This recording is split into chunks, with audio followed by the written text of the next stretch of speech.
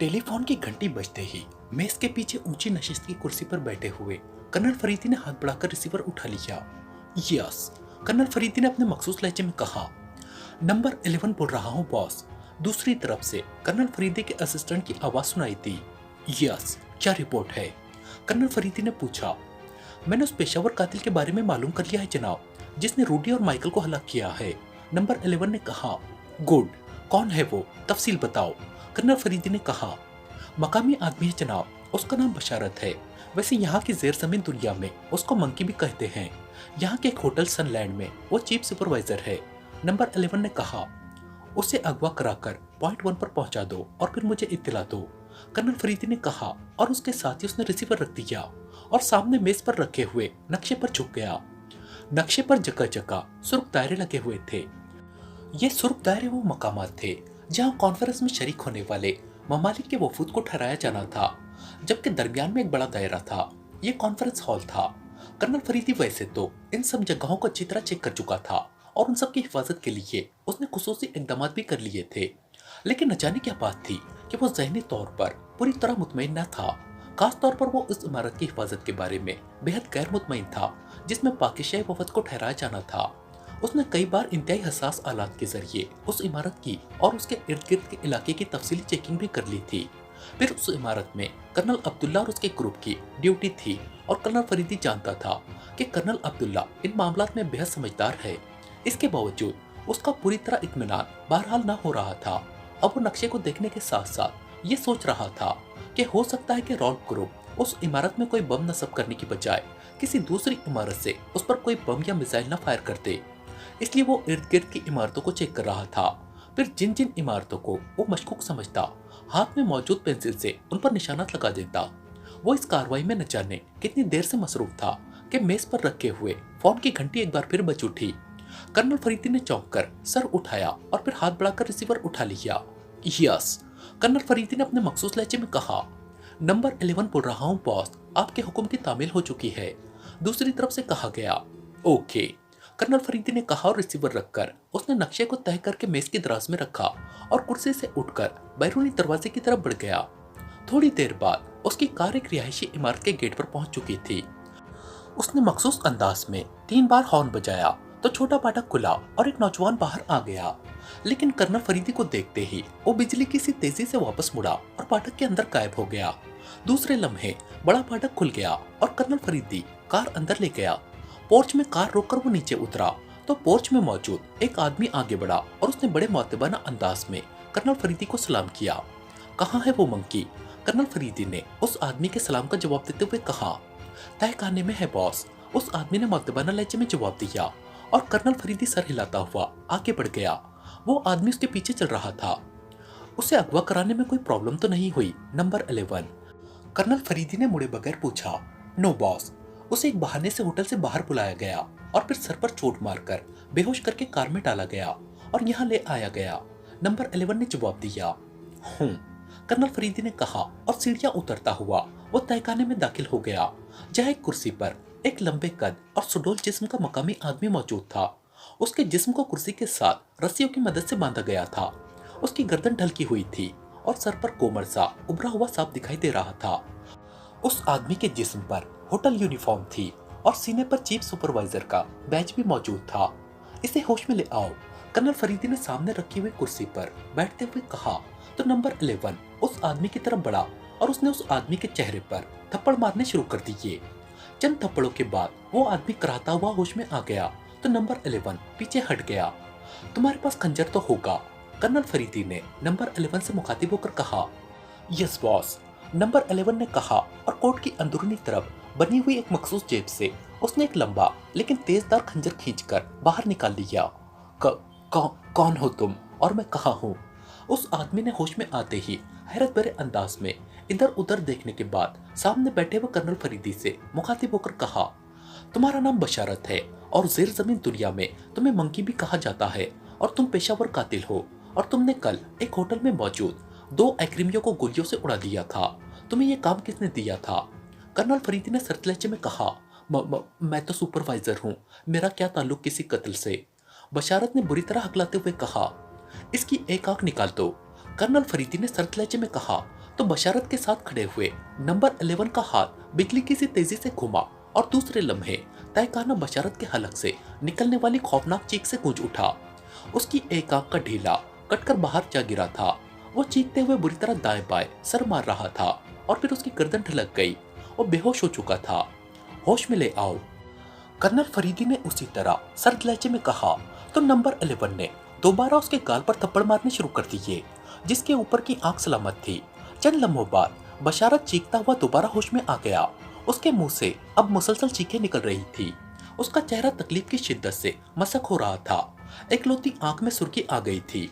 बताओ, वरना इस बार दूसरी आंख भी निकल जाएगी। कर्नल फरीदी का लहजा और ज्यादा सर्द हो गया। मुझे मत मारो, मुझे मत मारो। मुझे अल्बर्टन होटल के मैनेजर आजम ने मिशन दिया था और वो भी फौरी। बशारत ने तकलीफ की शिद्दत से कराते हुए कहा। गोली मार दो इसे, कर्नल फरीदी ने एक झटके से कुर्सी से उठते हुए कहा और दरवाजे की तरफ मुड़ गया। नंबर 11 ने बिजली की सी तेजी से जेब से रिवॉल्वर निकाला और फिर इससे पहले कि बशारत कुछ कहता, तहखाना धमाकों और बशारत की चीखों से गूंज उठा। कर्नल फरीदी तहखाने से निकलकर ऊपर एक कमरे में आया जहां फोन मौजूद था। उसने रिसीवर उठाया और तेजी से नंबर डायल करने शुरू कर दिए। Inquiry please. राब्ता कायम होते ही दूसरी तरफ से इंक्वायरी ऑपरेटर की आवाज सुनाई दी। अल्बर्टन होटल के मैनेजर का नंबर दे, कर्नल फरीदी ने खुश्क लहजे में कहा तो दूसरी तरफ से एक नंबर बता दिया गया। कर्नल फरीदी ने क्रिटल दबाया और टोन आने पर इंक्वायरी ऑपरेटर के बताए हुए नंबर डायल करने शुरू कर दिए। यस, मैनेजर अल्बर्टन होटल बोल रहा हूँ। राब्ता कायम होते एक मर्दाना आवाज सुनाई दी। मैं सिक्योरिटी से कर्नल अब्दुल्ला बोल रहा हूँ। आपका नाम क्या है? कर्नल फरीदी ने लहजे को सपाट करते हुए कहा।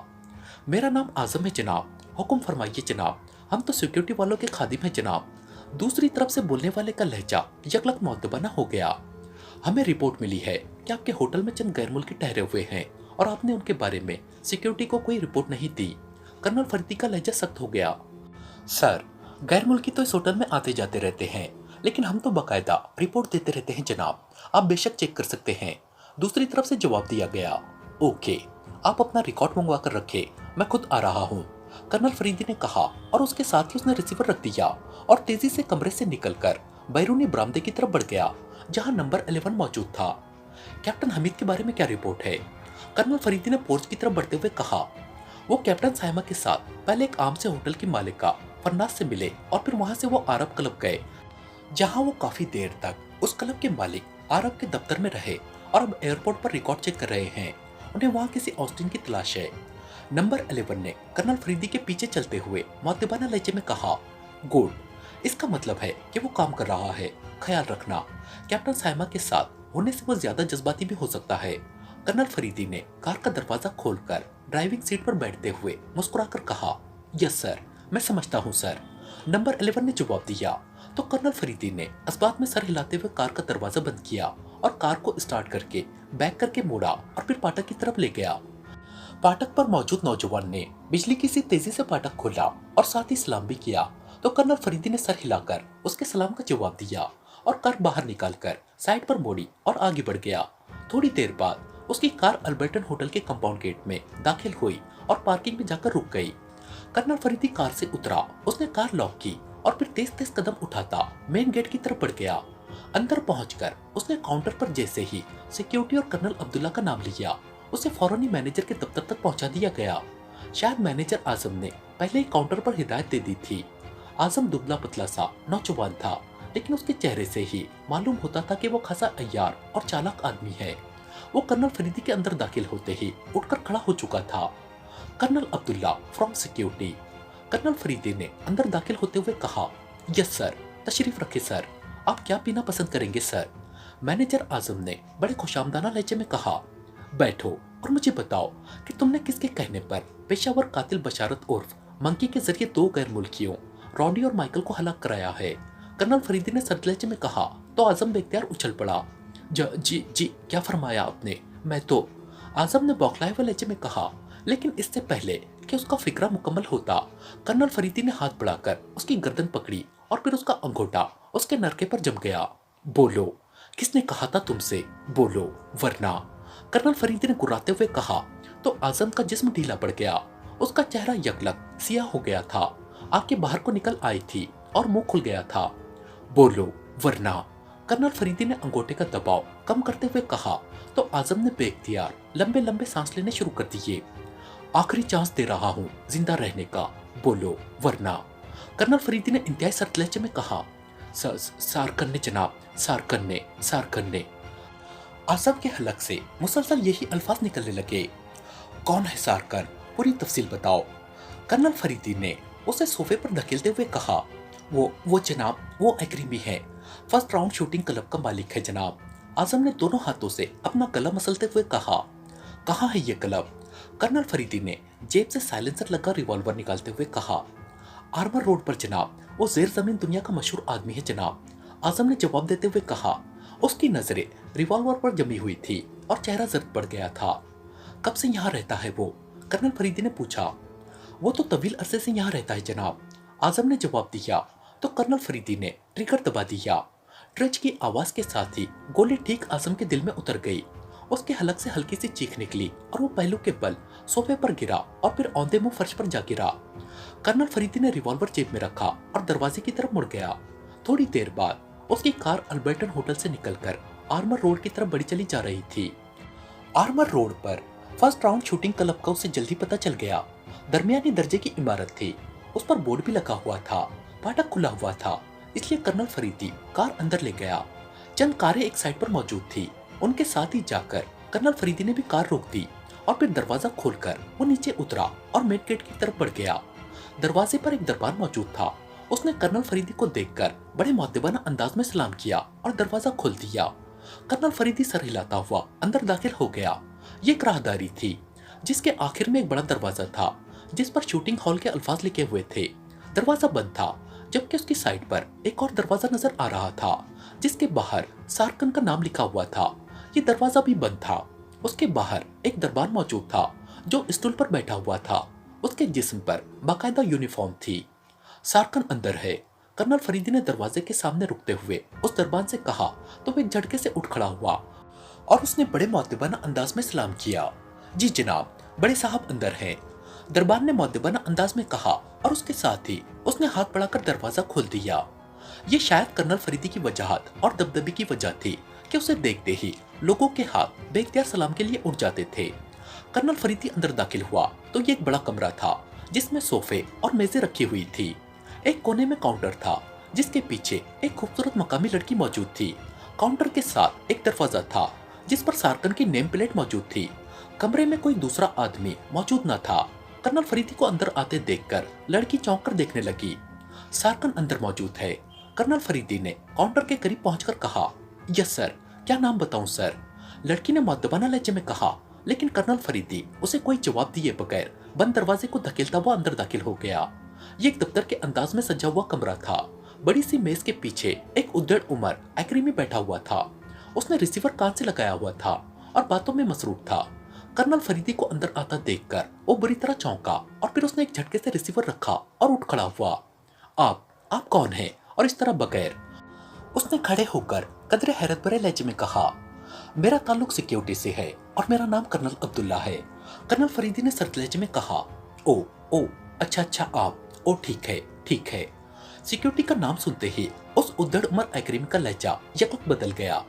मेरा नाम सारकन है और मैं शूटिंग क्लब का मालिक हूँ जनाब, तशरीफ रखे, सारकन ने कहा और साथ ही कुर्सी की तरफ इशारा कर दिया।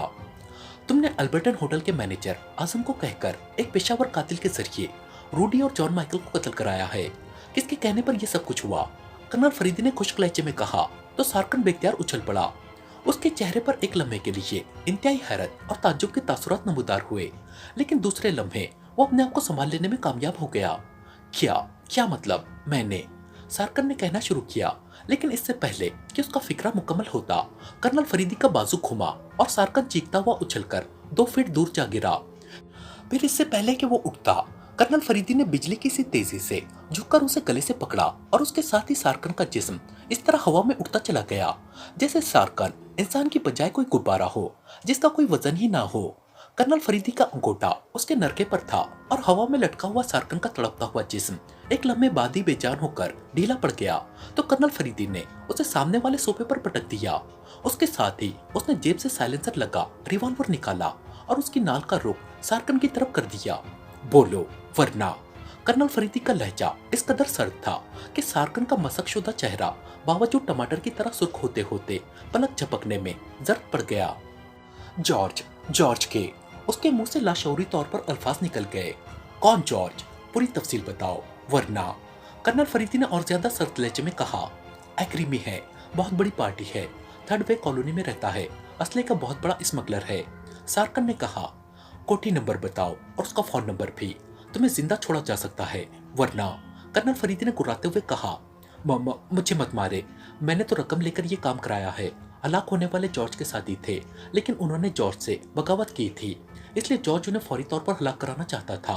वो मेरा दोस्त है, इसलिए उसने मुझसे कहा और मैंने आजम के जिम्मे लगा दिया था। सार्कन ने इस बार कदरे संभले हुए लहजे में कहा। जो मैंने पूछा है उसका जवाब दो। कर्नल फरीदी ने सख्त लहजे में कहा।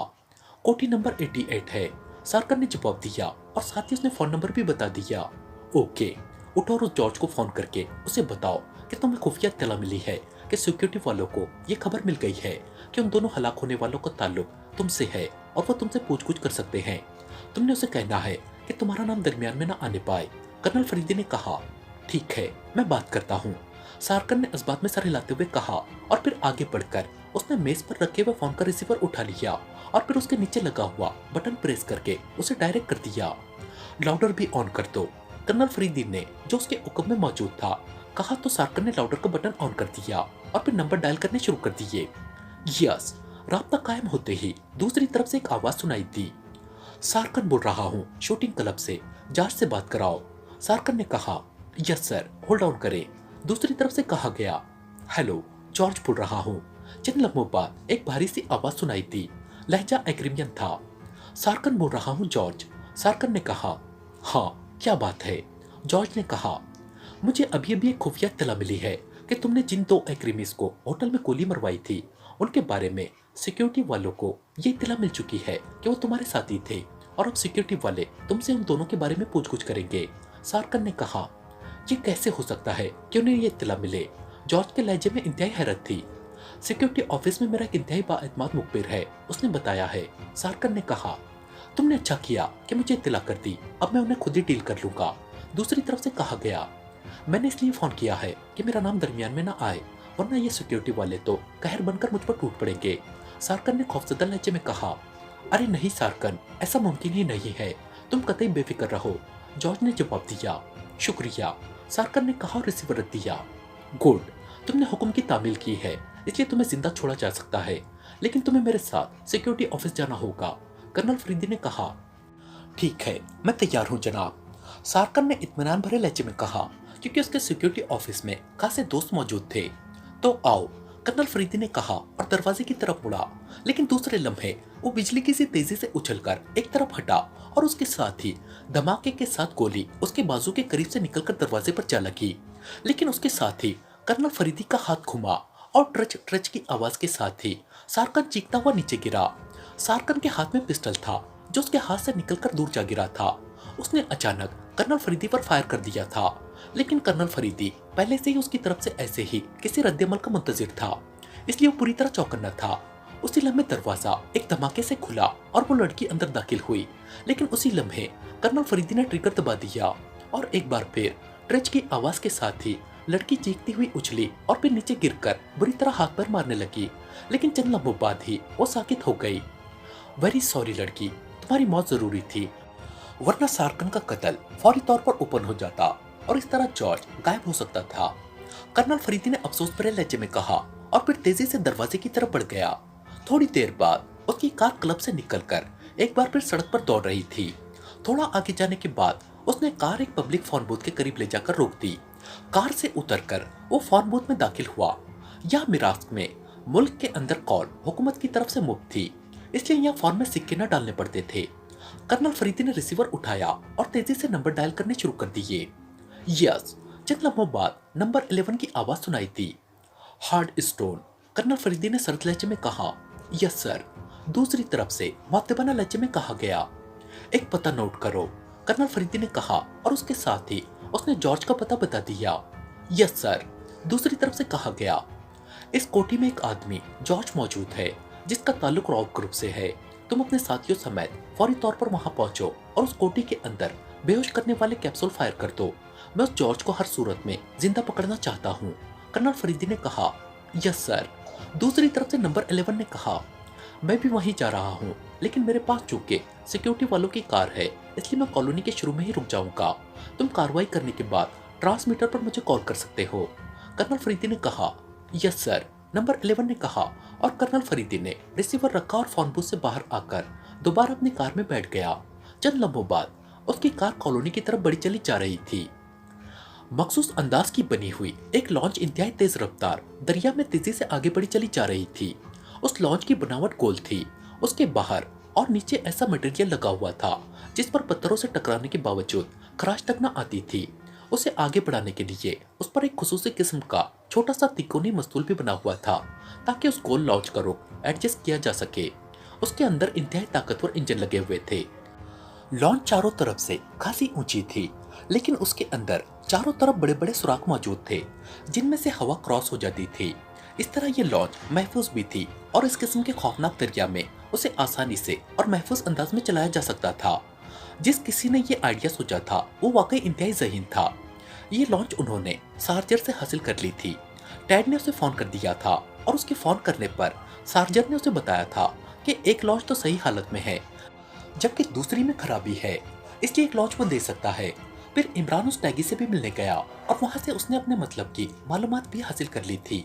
उसके बाद सार्जर से लॉन्च हासिल करके वो सब उन पहाड़ियों की तरफ बढ़ गए जहां वो उसे उस खौफनाक दरिया में डालकर उसमें सफर करते हुए आगे बढ़ना चाहते थे।